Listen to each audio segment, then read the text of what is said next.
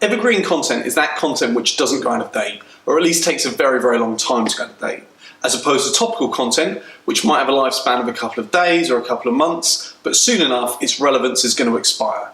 Now, of course, there's an important role for topical content. It's hugely important in terms of being able to demonstrate that you've got your finger on the pulse and that your brand is staying nice and current and ensuring that you can tap into various trends on social media, etc. But ultimately, I believe that for a couple of reasons, evergreen content is where you should be focusing your efforts in the early stages of any campaign. Now, the first reason is that if this content is to be distributed via social media and via email, and it's evergreen in nature, then you're going to be able to reuse it, to repurpose it every 3 months, 4 months, 5 months, whatever you think is appropriate, which means that you can therefore justify putting so much more time, energy, and money into making this asset, whether it's a video, article, podcast, whatever it happens to be, but making this asset so much better. The second thing is that if this evergreen content is to be housed within the website itself, then it's going to bring in search engine traffic day after day, week after week, month after month.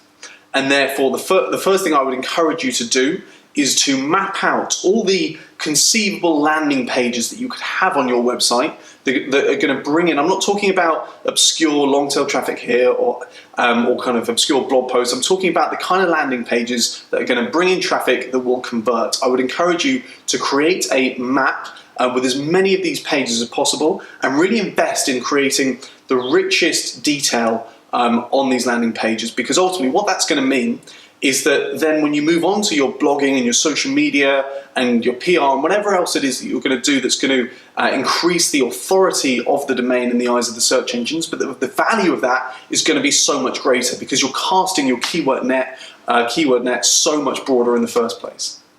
So of course topical content has an important role to play.